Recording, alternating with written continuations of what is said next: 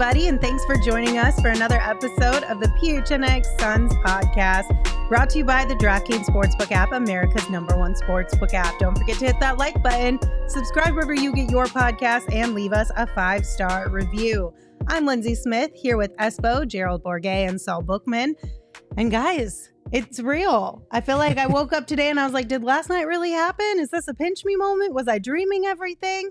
But it's real. KD made his debut last night as a Phoenix Sun, and it was not only the talk of all of us here in the Suns world, but the talk of the NBA. The entire league was watching. It's fun stuff. It's fun. It's a good time to be alive. To quote Seinfeld, they're real. They're spectacular. Yeah, I've had a blast like preparing for KD to play for the Suns and just watching clips of him, and now to be able to watch him on the Suns and how they were interacting with Booker and Paul and all these different pieces. It was really cool. It was just such a unique thing. You know, like, it's not just that he's playing with the Suns, because I legitimately believe right now, if KD was traded in the middle of the season to anybody, I'd have been like, damn, they really traded KD? Mm-hmm. Yeah. But he came to the Suns, and now I'm like, double wham. Like, wow. Yeah. That's crazy. Well, we're not the only ones feeling that way. Last night, Trae Young tweeted out, KD really on the Suns.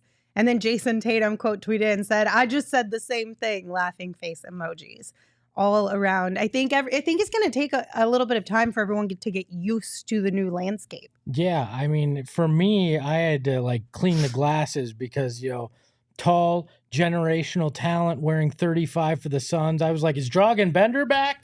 And then I was like, no, this is a better version of Dragan Bender. So Slightly better Yeah, version. Bender. Rant. Bender Ranch. Kevin Yes. Durant. All right, let's talk about some of the things that were said last night or today about KD being a Phoenix Sun officially and playing for them. First and foremost, we got a tweet from Skip Bayless. He said, welcome back, Kevin Durant, and welcome home. This is where you belong with CP3 and Book. You made your mistake following Kyrie. That nightmare is over. New dawn, Suns rising. Man, we have really fucking just hit rock You- bottom. You know that meme where it's like the worst person you know just made a good Man. point? That Could we was have picked anybody else? Yeah. That was that exact God. But tweet. we're This going to is- have to get used to it because Skip loves KD. This feels gross as shit. It just really does. You ever see that movie Coyote Ugly where they explain what that term means, and it's when you wake up next to somebody and you'd rather chew your arm off than wake them up on the way out? Oh my gosh. Jesus Christ. I feel like Damn. I'd rather chew my arm off than acknowledge that Skip Bayless now may be a Suns fan. It just feels wrong, all right? Just wrong. You know that movie where the hiker gets his arm pinned in the mountain ridge and has to saw it off and drink his own urine? I'd rather do that than listen to Skip Bayless. Well, I didn't. At least I didn't make you listen to him say anything. I just read you the tweet. So baby steps, y'all, baby steps. But here's the thing: as much as we all don't really love Skip, She was going to say code word PHNX. we have talked about how this is such a good fit for KD, basketball wise, and in my opinion, right? Book and CP3 are low drama people, low drama players. They focus far more on basketball than they do anything else. They say the right things. They avoid the drama whenever possible. Like, this is a really good spot for KD all around. I love it. I think it's great. I think it's kind of funny a little bit that, like, he basically was quiet the entire time he was injured. But last night he was pretty as animated as you can see from KD. He doesn't really show too much emotion. I love the fact that he threw a little quips in the post game, and and obviously had that interview that we'll talk about here in a second. But like, he's starting to get out of his shell and feel a little bit more comfortable here in the Valley. And when you team him up with another guy that's just all about business and getting after it, like, you just hope that it could lead to nothing but good things. At the very bottom, you know that they're putting in the time and the effort to try and get this team to where it needs to be. Right. People always make a lot about him clapping back at people on Twitter and, he's sensitive or all this stuff about his legacy and what his titles mean. But like, at the end of the day, KD has always been consistent about it being about basketball for him. And I think this is the only time you'll ever hear me say this, but this tweet is on the money because it focuses on he's past that drama that he had to deal with in Brooklyn. And yes, some of it was by his own making, but now he's here in Phoenix where you can be with Devin Booker and Chris Paul, two guys who for them, it's also just about basketball. And I think that's part of the joy that we're seeing. Like he gets to be happy because he gets to just focus on coming back from injury and playing hoops. Look, I think we're going to rue the day where we complained about the national media not paying attention to us. Yeah, I agree. Because now, KD, Devin, Monty, DA may not be about that life when it comes to the drama, but the drama's coming regardless because now they are the storyline. Now they are the talk of First Take and Undisputed and all of them. The talking heads are coming, all right? And you're going to have to deal with whatever BS they're peddling on any given day. Like if they come out and they lose to Chicago on Monday, all hell's breaking loose. Or if they lose to the Mavs on Sunday, right? Imagine Monday's talk shows with Skip and with all these guys, Stephen A. Smith, and everybody's going to be screaming at the top of their lungs, can the Suns not get it done? They lost to the Mavs again. Like, the drama will be there, but I don't think it will permeate the locker room, but the rest of us sure as hell are going to have to deal with a lot of that drama. That's a good point. And our friend Shrieker tweeted something out. It was a series of 3 screenshots. And the first one was from Stephen A. Smith, NBA on ESPN. The headline is, "The Suns are not the best team in the West." Then the second one is 1 win against the Charlotte Hornets later. And it's from today, also NBA on ESPN from Stephen A. Smith. "I believe the Phoenix Suns are going to the finals." Like, this is the shit we're going to have to deal with now for sure. Beat the Hornets, and now we can crown them champs, baby. Now we know it. Well, it's because, and look, we fall into this category somewhat too because you have to talk as often as we do. Yeah. Like, it's just this deluge of statements and thoughts constantly that you almost change with the wind every day in terms of this stuff. And we're going to have to deal with that on a much larger national level from guys we can't stand. Welcome aboard, Skip Bayless. Well, it is. And they're going to look for drama because everyone knows that drama sells. Like, right? It's just the nature of the social media type of world, clickbaity type of world that we live in. We literally saw it with that whole Giannis thing that we talked about earlier in the week where everyone was like, did you see the joke Giannis made? Mm-hmm. And they took it and they clipped off the ending and ran with it as if that was a legitimate thing that Giannis was saying to KD instead of being like, no, there's a whole second half of this clip showing that this is very clearly a joke. You know what also bothers me too about that is if you watch that clip, even without the second part, you can tell. It's pretty damn obvious. Either he's the worst trash talker in the world or somebody's written that for him and he doesn't really mean it. And he's reading it off a teleprompter. Yeah, absolutely. But we're just going to have to get used to it. And it'll be on us to not really try and add to those conversations of the drama a little bit, even though I already know I'm probably going to be guilty of doing that myself. But we'll see. It'll be fun. Speaking of drama, let's add to the conversation, shall we? Because I also heard today on Arizona Sports that Jay Williams said something to the effect of Devin has no excuses not to become more Kobe-esque or Kobe-like now that he has KD on this team. And I just want to know if you guys think that's fair or not. I'm just tired of the Kobe thing in general, honestly. Like, I let him be his own player. I know that Kobe was a guy that Book obviously looked up to. A lot of guys in this league looked up to, but it's a disservice to compare the two when he's only had 2 playoff runs under his belt to this point. Like, he's barely just hitting his stride. And I know for Kobe, it came sooner in his career as far as being able to contend with the Lakers earlier on. But I just feel like they have similar mid-range prowess, but other than that, like, they do have different games.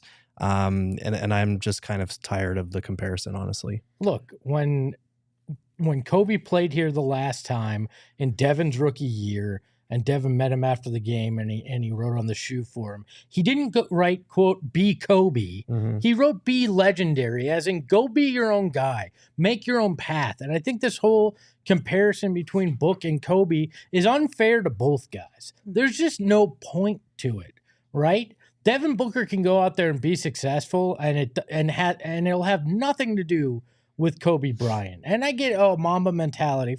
Fine. They both were very much locked into the game.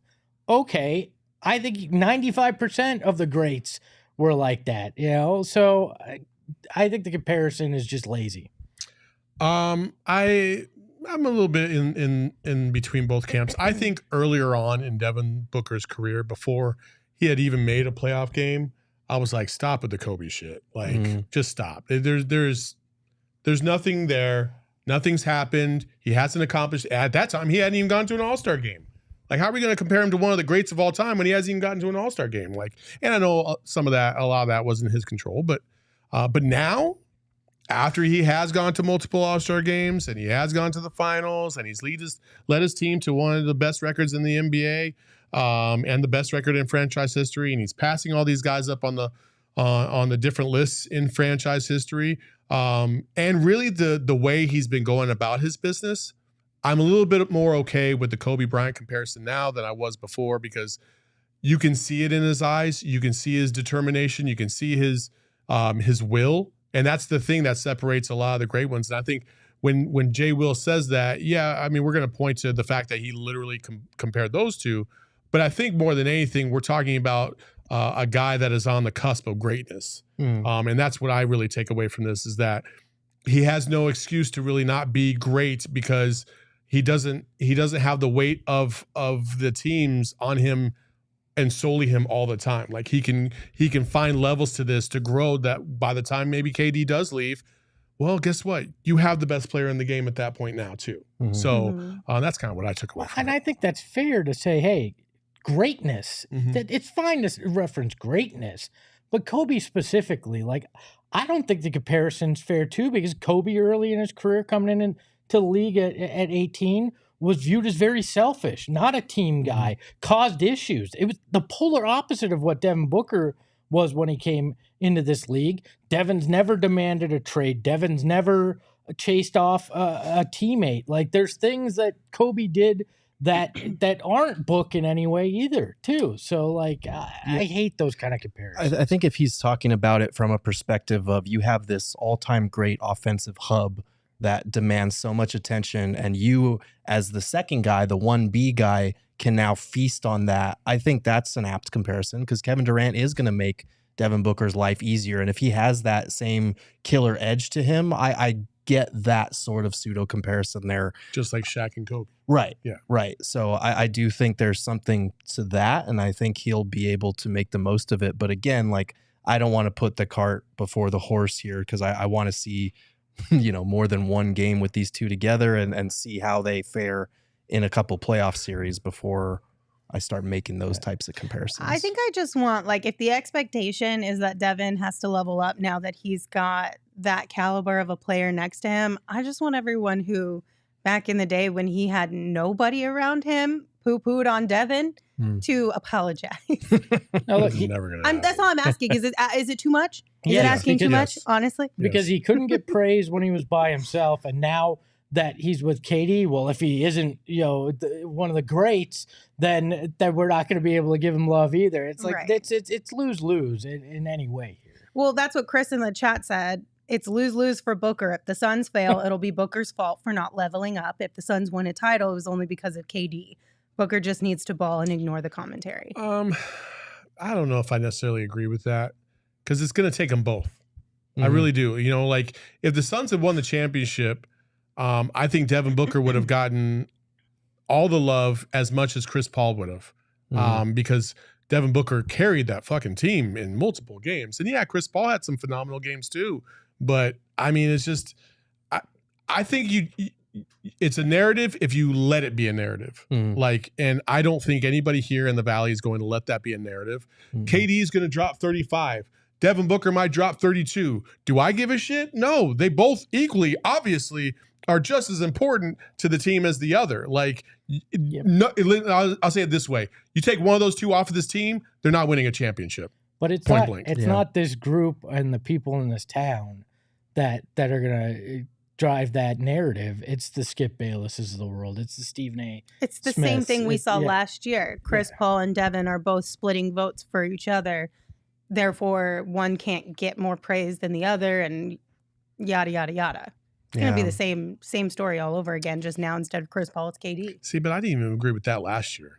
I really didn't. I felt like Devin Booker was by far the best player on the team. Yeah. And Chris Paul was good. He was very, very good. We're not saying it's right, but we're saying that's what's going to be said. Yeah, which is, it's a lazy narrative, as we know. Like, it's always a lazy narrative. But again, they're going to be watching the Suns a lot more now. You think on paper, now that KD's here, they're going to start to watch and they're going to see like, oh shit, you know, Devin Booker has levels and we didn't know it.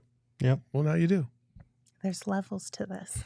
There's levels to this. I feel like that's a thing. Maybe that's a thing. Maybe that's a thing. We were just talking about it before the show. Like, what's I don't know, but you know what is a thing? New merch here from PHNX. And we got dope ass two merch. Let's go. really cool shirts for you guys to check out in our locker. We obviously have the Slim Valley Reaper shirt, and we have the Mid-Range Assassin shirt available now as well. You can get one or the other, or you can get both shirts and get an exclusive sticker pack for free when you buy both of them I bought together. my shirt this morning. Let's go. These I actually bought shirts 3 shirts of each. So. Came out really cool. We're getting great feedback from them. The the Slim Valley Reaper one. I don't know who that's supposed to be, but yeah. The Kevin Durant. Kevin. Kevin. Hey, Kevin. The Slim Valley Reaper one, we already sold out our first batch that we made. So we had to get another batch added to the mix. So if you want to get one, make sure you order sooner rather than later so that you are a part of the crew that gets them in the mail sooner rather wear than that shit later. to that first game with Kevin Durant there. Come on now. I want a Hey Kevin shirt. Hey, Kev. Hey, Kev. I'm not mad at a Hey Kev shirt. That could be kind of fun. Also, if you're not a diehard and you want to become a diehard, not only do you get exclusive content delivered right to your inbox, but you also get a free shirt or a hat every year, and you can use that free shirt for one of these 2 shirts that we just told you and showed you about. You also get 20% off merch, so even if you already use your free shirt for the year, you can still get 20% off if you want to pick up the other shirt maybe. So check it out, phnxlocker.com right now. Also, DraftKings Sportsbook is one of our favorite ways to watch Suns games. They go hand in hand, especially when you're winning your picks. It makes it a heck of a lot more fun. And this week, we've got a pick of the week, which is... Yeah, buddy. Well, hey, I gave you a guarantee last week. It didn't work out so well because my beloved Wildcats lost on a stupid-ass shot from three-quarter court. But hey, yeah, buddy. I'm not going to hate. I'm not going to hate. Good for them. They pulled it off.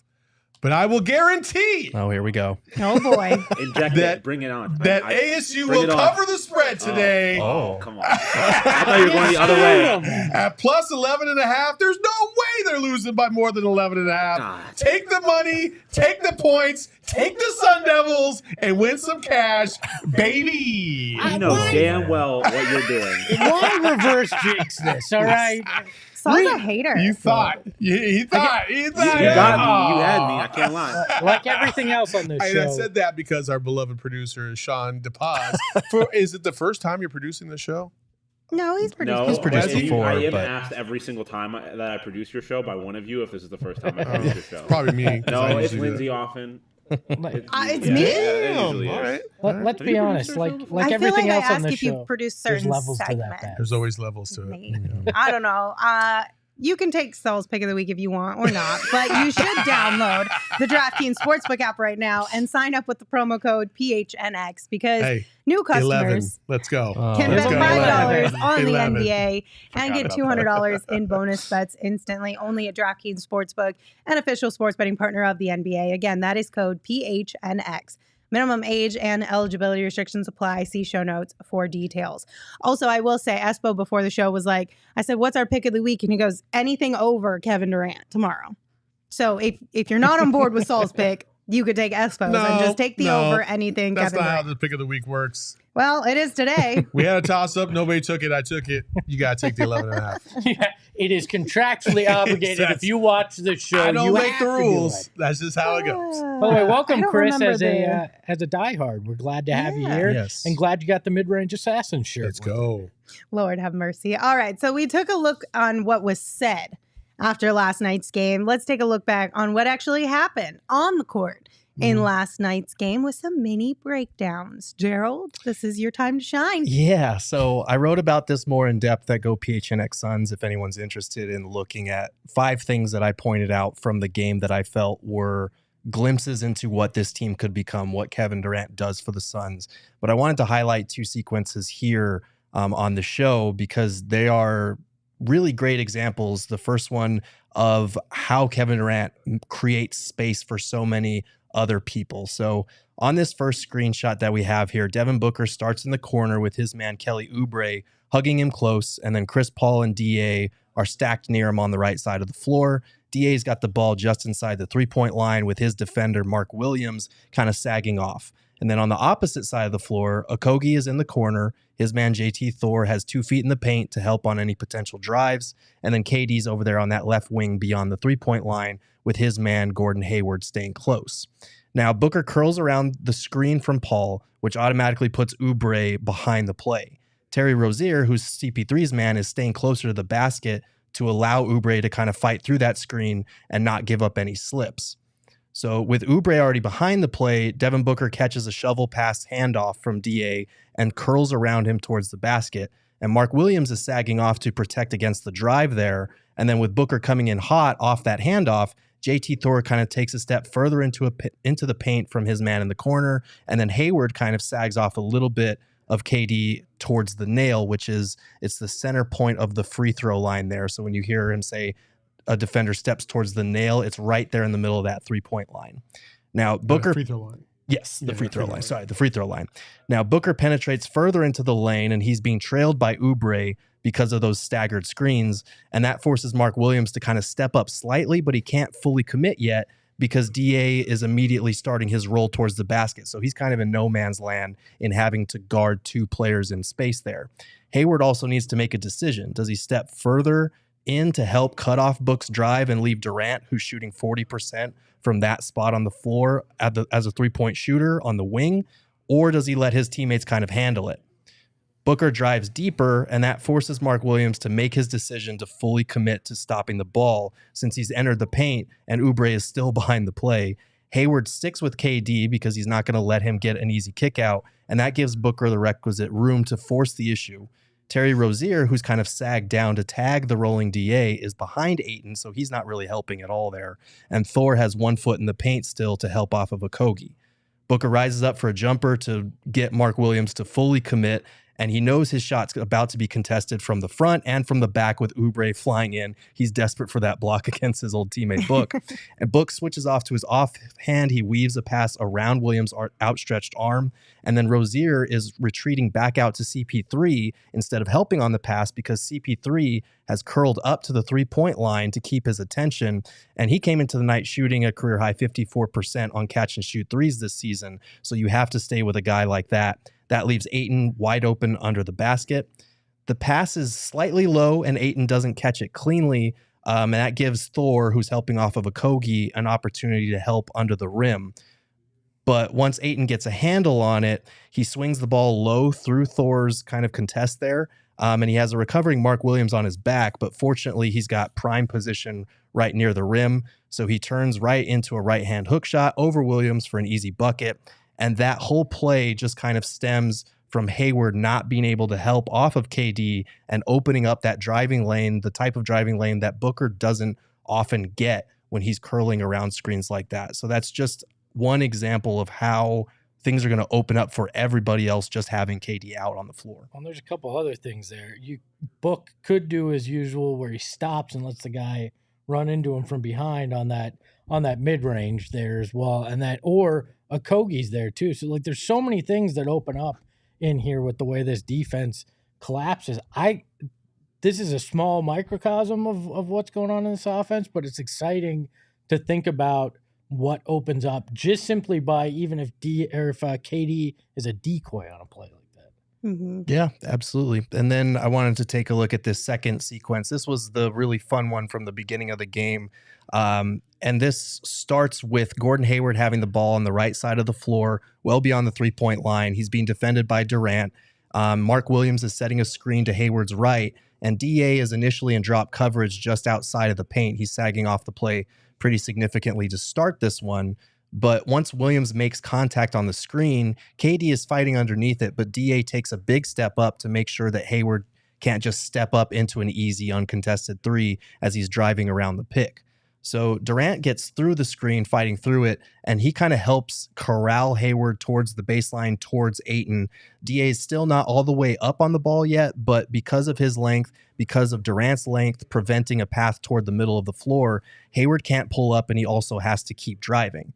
So Hayward commits fully to that drive. Ayton engages him, and he's using his lateral quickness to stick with him and cut off any potential drive to the rim. DA is really good about being on the perimeter, and this is something we might see more because of Kevin Durant's secondary rim protection. So with Ayton on top of shutting off Hayward's drive, Durant drops a bit to prevent Mark Williams' roll to the basket as he moves just inside the three-point line there. Hayward gets completely cut off. He takes a step backwards towards the sideline to try and open up a passing lane since Ayton's totally all over that.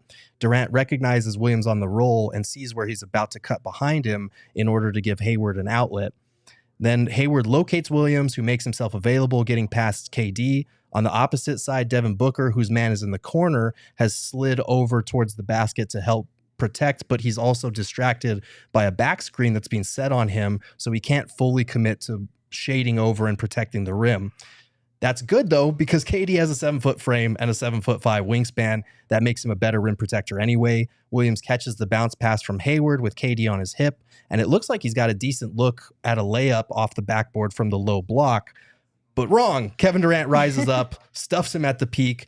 JT Thor recovers the ball but misses the follow-up floater. Chris Paul boxes out. They get the rebound. He gets it to Booker, and the Suns are in semi-transition now.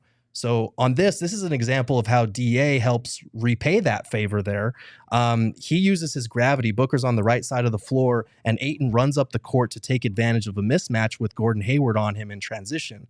Paul's trailing in the middle of the court. Durant's trotting up the court on the left side of the floor, and Mark Williams is running back, desperate to try and get to his man to relieve that pressure on Hayward to defend a 7-footer who's already starting to post him up with his seal near the free throw line, and then Okogie and his man Rozier in the corner to provide spacing. So Booker takes all this in a second or so and recognizes where the opening is on offense.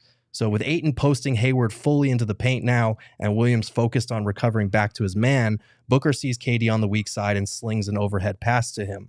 Williams, who finally just got back to DA, and then JT Thor, who picked up Chris Paul in transition near the top of the key, see KD on the far side too late. He's wide open from that spot that we just talked about where he's drilling 40% of his threes. KD rises up for an uncontested three, and you'll notice Booker raising his hand with 3 on it up to the sky. He already knows it's cash. And for those who need the proof, the ball goes straight through the net, and Kevin Durant has his first block as a Sun and his first three-pointer as a Sun. And this is the example of the two-way impact that he can have, and how when DA does the little things and hustles in transition and runs the floor, he makes life easier for everybody else in turn. I feel like DeAndre Ayton is going to be one of the X factors for this team as far as his defense goes this year.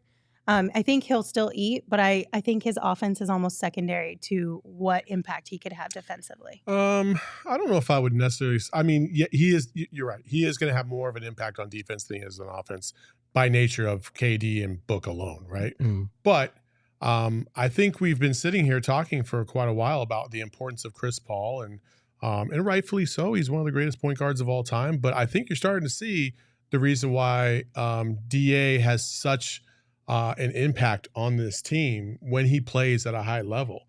And the reason why I think from this point moving forward, he's got to be the third head of the stake, because without him and his gravity, things just don't quite look the same on both ends of the floor. So, and he's going to continue to develop in that. And listen, he's never played with another guy that has the kind of ability and flexibility that Kevin Durant does either. Like it's a matchup nightmare. You know, you go back to that Dallas Mavericks series a year ago, and they basically just spread the Suns out and just chucked and ducked from 3.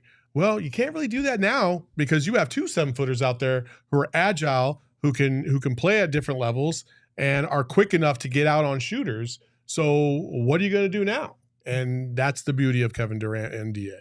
But going back to Gerald's first little breakdown about how KD creates space for everyone, that's an opportunity for DA to just completely feast based on that. So he can still get his buckets and contribute offensively, but defensively is, I think, going to be like the X factor again. For sure. But that's just. I think DA is going to wind up having the same amount of points that he was getting before on fewer shots in a lot of cases, especially what we saw, in December and January and into February when they had the injuries and everything, and he had to be part of their volume shooting with the offense. And I'm going to go I know it's game one. I know this is way overblown and somewhat hyperbole. I think this might turn out to be the prettiest offense we've seen in Phoenix. 7 seconds or less included. I think that this could operate so smoothly and with so many options that I think this could be one of, if not the best offenses we've seen in Phoenix. Yeah, that's rough. That's but tough. You've never had a guy 7 seconds or less didn't have a guy like KD. You could argue they didn't have a guy like Devin in terms of volume scoring. Very true, but I also think that because of Steve Nash's abilities, he made it look easy for everybody else. I think Chris Paul puts guys in good position to score, but at Steve Nash's peak, really the system of the offense, I don't think we've ever seen anything that has moved so smoothly than that 7 seconds or less team. Yeah, except in the playoffs against the Spurs. Right. I think it's relative because obviously that Suns team was known for pushing the tempo in ways that no offense had ever done before. But if you fast forward to this year, their pace would have been last in the league. Yeah. So it's kind of crazy how offenses have evolved. But I do think this offense is better suited for the playoffs. I think it will be definitely up there for one of the best offenses we've ever seen, but at the very least come playoff time, it's better suited to counter what a lot of defenses will try to take away. Look, when defenses know your plays in a playoff series by game 1 or game 2, you got to be able to improvise. You've got to be able to have guys that can go out and get a bucket. They added one of the all-time best in Kevin Durant. They've made it easier for Devin Booker to do that against worse defenders. They've made it easier for Chris Paul to do that against the third best defender. And they added Terrence Ross, a guy who can do that off the bench in his own right. So I do think they're as well suited for playoffs on the offensive side as they've ever been. It's going to be fun. One other thing I noticed during the breakdown, were there more creative player names ever on a court than with Charlotte, JT Thor, Williams? They all sounded like fake names. Even Gordon Hayward, and we know Gordon Hayward, that sounds like a fake creative player name. JT Thor is a fantastic basketball name. JT Thor is definitely top tier, that's for sure. All right, let's get into more Suns basketball after I tell you about our friends over at More Furniture. More Furniture is the best place where you can save big on the best furniture in the Valley. You can check them out at morefurniture.com. They hooked us up here at the PHNX offices with these chairs, with the chairs that if you were on the watch along with Saul and Espo yesterday that they were sitting on, which might I say are the most comfortable chairs in this office. Not that these ones that we're sitting on right now are not comfortable, but those ones you can literally fall asleep in at any moment. I don't know how many pictures we have of people who work here who have fallen asleep in those chairs that we're all saving for blackmail one day, but they're really that comfortable. Yes, I fell asleep in one of those chairs once, and Emma took a photo. It's because they're super comfortable. And if you're looking Johnny sleeping in one of them too. to get more comfort in your life, check out our friends over at More Furniture. Again, morefurniture.com. That's morfurniture.com. Yeah, that's right. We sleep during the middle of the day. So what? Yeah. We work during the night. Look, Lindsay. We're allowed to take naps here. Michael Jordan took naps. Why can't I take naps? And I took that personally. Great quote. Look. These chairs are so comfortable. I've sat in one for the better part of 30 of the last 36 to 40 hours, and my ass still hasn't fallen asleep. So that's when you know you got quality chairs around. Yeah, exactly. Also, if you guys are looking for some place to grab dinner tonight, might I recommend our friends over at Illegal Pete's. Illegal Pete's is one of the best places to get burritos, nachos, margaritas, queso, whatever you're looking for. Illegal Pete's has it. They also have happy hour every single day from 3 to 6 p.m. So once this show wraps up, if you head on over, you can get all the happy hour deals. And it is March. brackets are coming. Mm-hmm. Busted brackets are also coming. And nothing cures that, quote, my bracket is busted in the first round. Like a fresh margarita from Illegal Pete's. Fresh limes, tequila. I'm talking lots of tequila. Sweet agave. They are top notch when it comes to their margaritas. So try out an Illegal Pete's Coin Premium or Frozen Margarita today. And again, don't forget about that happy hour, 3 to 6 p.m. every single day. I like to imagine there's a Mexican restaurant called Legal Peter's, and it's just not really good. And Illegal Pete's is just superior to it. Might also be sus. Yeah. PHNX Sports. You can tell Sean DePaz is running the account because he said, quote, Michael Jordan took naps. Why can't I take naps? End quote. By the Michael Jordan of podcasting. Don't blow. Come on, man. What are we doing here? I thought it was clear sarcasm. Also, I somehow managed to spell Michael 2 different ways in one The sentence. Mikhail Jordan. Mikhail Jordan. See, I'm Okay, just well, curious. the Mikhail Obviously- Jordan of podcast. I can take that. Obviously, Gerald caught the reference. Esmo Sol, did you guys catch the reference? There was a contestant on The Bachelor, I think. Yeah. Was it Karim? Yeah. Who, Oh my God.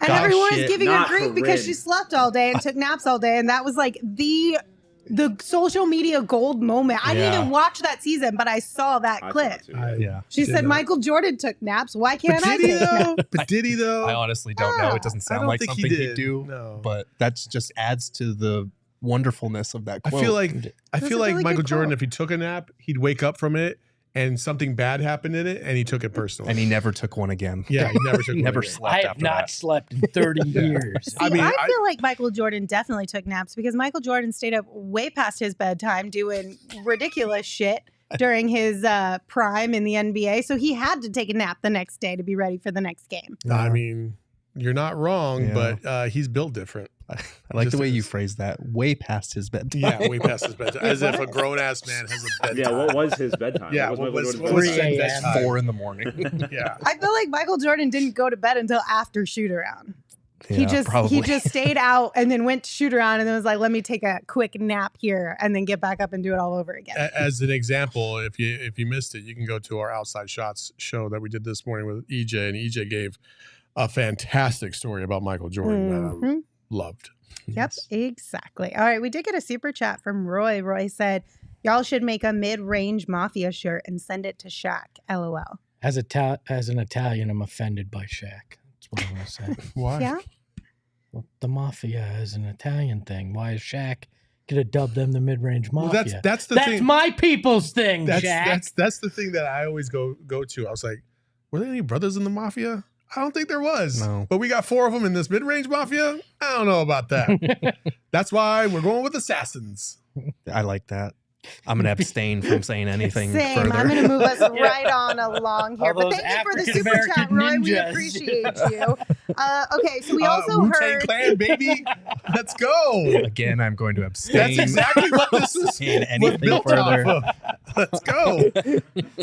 We also heard from Kevin Durant himself, who has been pretty quiet when it comes to the chatter around him lately, mostly from guys like Barkley and Shaq. But Vincent Goodwill of Yahoo Sports wrote an article with some really good quotes from KD, and one of the ones that stuck out was this one Clap on back. how the old heads put an unfair standard on him. KD said, most definitely, because at this point they're saying, go play with Scoot Henderson and win a championship, Yeah. and then we'll give you credit. Scoot catching strays. Poor Scoot. Durant told Yahoo Sports, I don't need no credit from y'all. No credit from Barkley, no credit from Shaq. Y'all don't ever have to watch me play ever again. Don't talk about me if you don't rock with me. I'm not going to stop doing what I do. Everybody has their opinions, man. It's not going to stop me in how I approach the game. As far as leading a team, I don't need to coach no team. Whatever happens, we do it together. Monty's the leader. He's the coach. The GM puts the team together. I'm supposed to go out and hoop. That's my job. I know he didn't he didn't say rock in that instance, but right. Well, don't you know. talk about me if you don't rock with me is bars.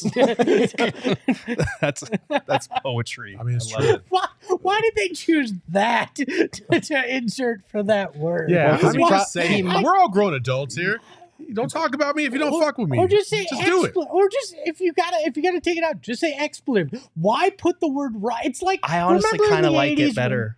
Remember in the 80s and 90s when they put a movie on cable and they dubbed that movie and the word, you're like, there's not a chance in hell he said that word. We're not dumb here, all right? What the frick? I don't know though. Okay, when people say frick, though, it brings me so much joy. It's hilarious to me. We used to say what the piss in the military. I just think it's so funny, like when little kids will substitute frick. I think it's so funny.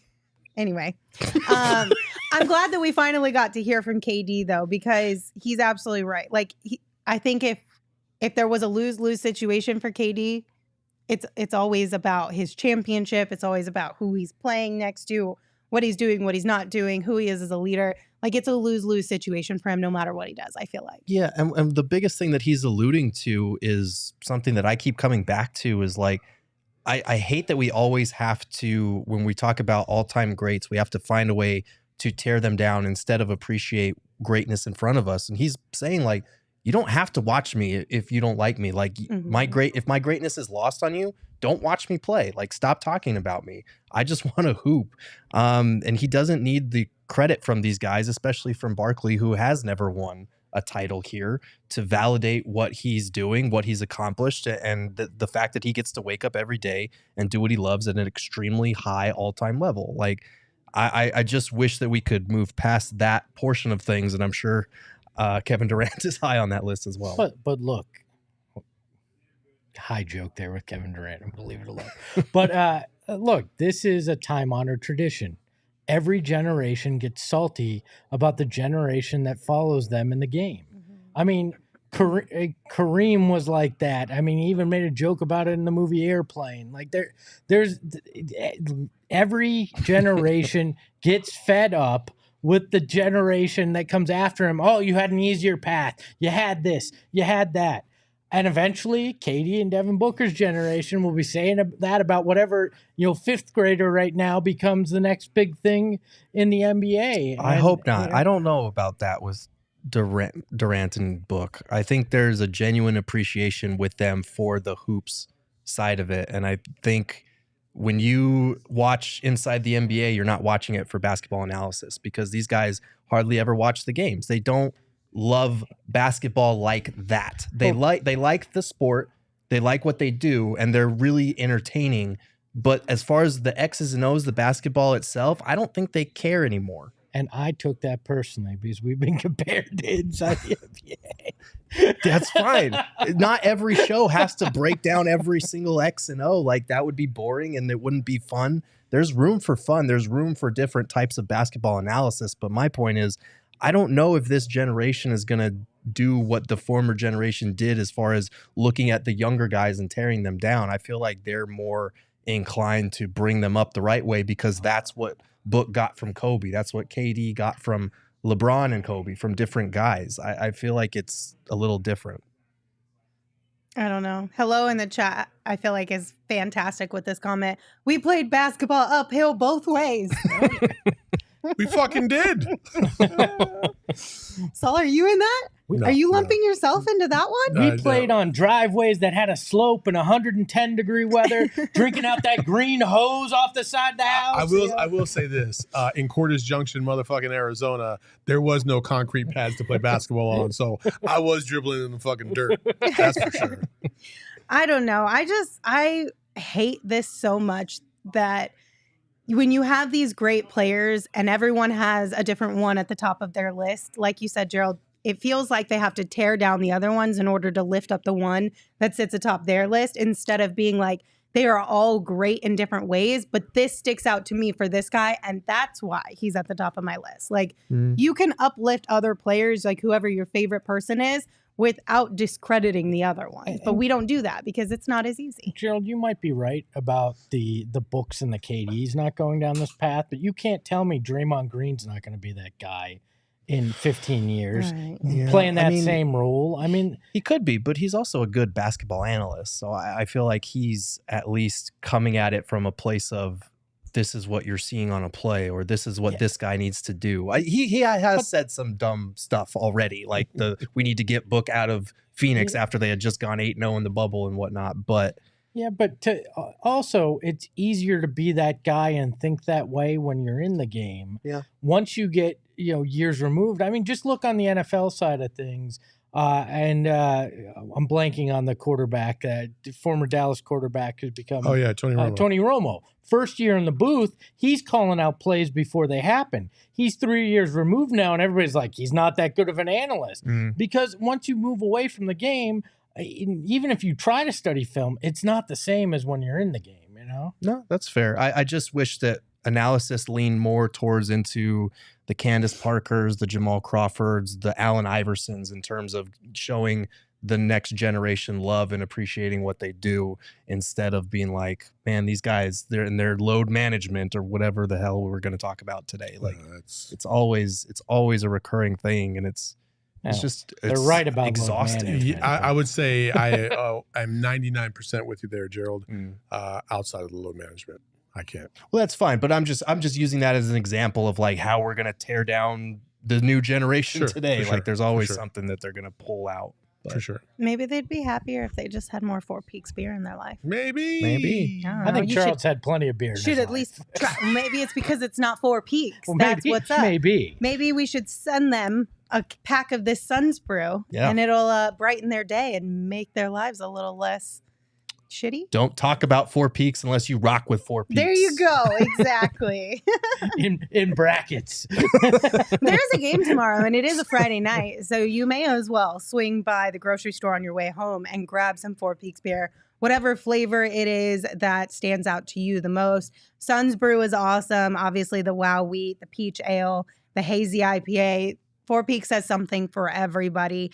And they're also going to be out at M3F Festival this weekend. So if you have not grabbed your tickets and you'd like to check that out, you can buy tickets at m3ffest.com and enjoy a Wow Wheat beer while you're out there. But you do have to be 21 or older to enjoy Four Peaks beer, and we ask that you enjoy responsibly.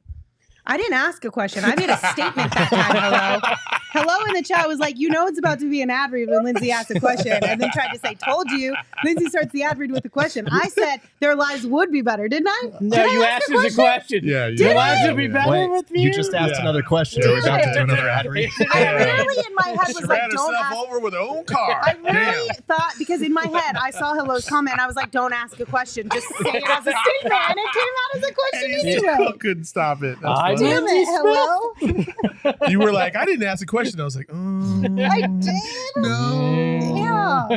I guess it's just so second nature that I can't fix it. Oh, well. Oh, you know what a good way to recover from this is? Mountain Mike's Pizza? Hey! There you go. Gerald with the best assist of them all. Nothing goes better with Four Peaks beer than some Mountain Mike's Pizza. And you guys should head over to mountainmikespizza.com or to their Mesa, Chandler, or Tucson locations. That's right. They have locations all across the valley to place your next order. They brought us food this week, and it was the best surprise because normally I feel like I end up missing out on Mountain Mike's when it comes into the office, but I was here when it got delivered, and it was the best day ever. Time out. Hold up. That's not how this went down. Hold up. She was like, damn, y'all got pizza?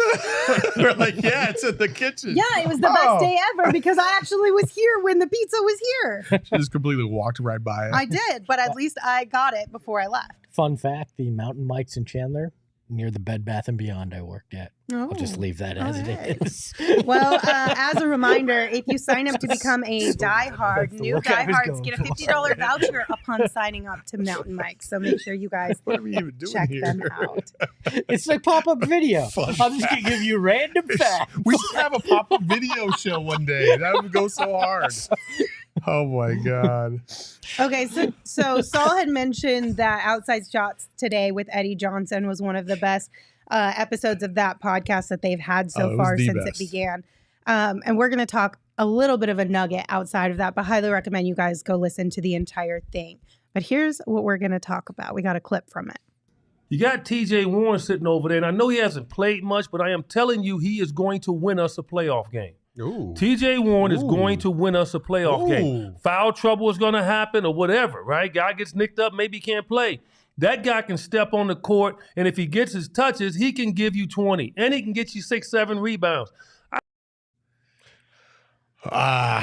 So we were talking about the bench, and he's fed up with all the chatter about the bench. Mm-hmm. And he's like, you got plenty on the bench. Stop. We got plenty of people on the bench that can score, that can play at a high level. Like, and then he threw out that TJ nugget, and I was a little taken aback because I'm like, oh, he's gonna.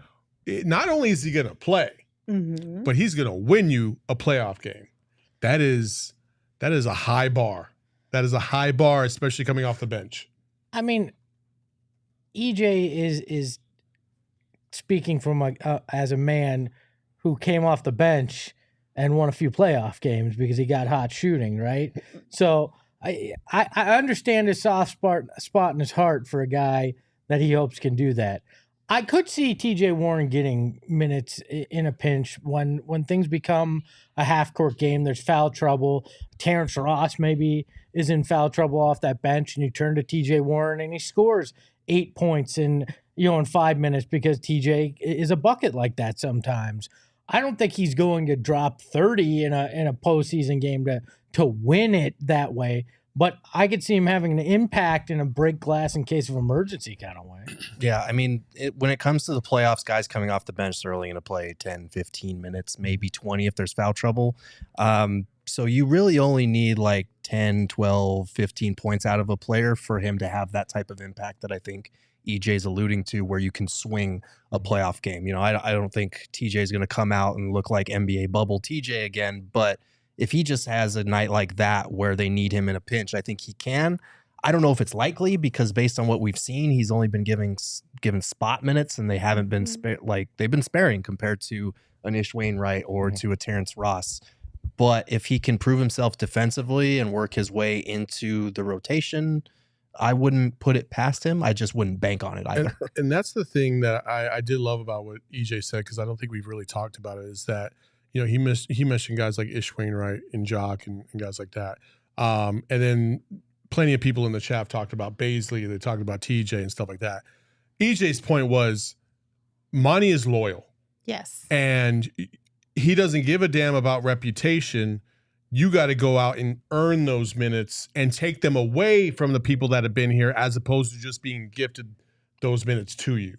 Like, and to that, I do respect it. I do appreciate that, because guys should be busting their ass trying to get minutes on this team. They shouldn't just feel like it's an obligation, or it's just it's an entitlement that they should get once they get here. TJ Warren is widely regarded as a good player, a good scorer, but again, he's got to earn those minutes. And so, and then EJ also talked about the fact that he doesn't think TJ Warren's defense should be something that we would worry about, because he's perfectly adequate on defense. So there's a lot to unpack in today's episode. So go please check it out. It's in whatever podcast vehicle you like to listen to, and also on our YouTube channel.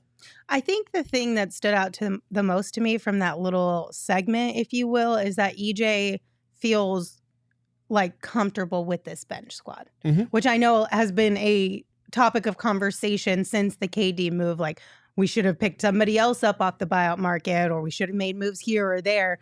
But I think EJ brought up a good point and Devin brought it up last night after the game too. When you get closer to playoffs and in the playoffs, Book or KD will always be on the court the entire time. In theory, they should be anyway. But Book said that one of the two of them will be on the court at all times.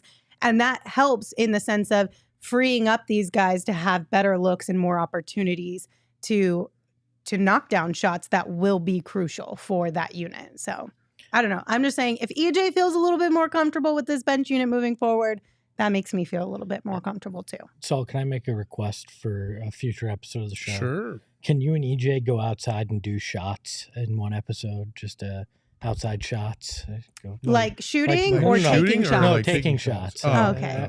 I want to see EJ taking shots. I think they could make very interesting. I think he had plenty of shots in Dubai, so I think he's probably good for right now. All right. Well, make sure that you guys check out that podcast. Like Saul said, it's on our feed. Make sure you hit the like button if you are here on YouTube. If you're listening to wherever you listen to your podcast, make sure you rate, review, and subscribe, because it helps us out a lot. Before we say goodbye, anything else? All right. No. Well, then we'll say goodbye. Thank you guys for joining us. We appreciate you as always. We'll be back tomorrow with a pregame show and a postgame show. So plan to come hang out with us then.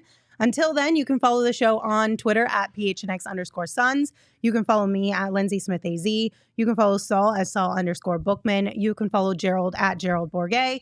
And of course, you can follow Espo at Espo. Espo, take us home. Saul's got me thinking deeply about my people and who was actually in the mafia now. Ahoy hoy.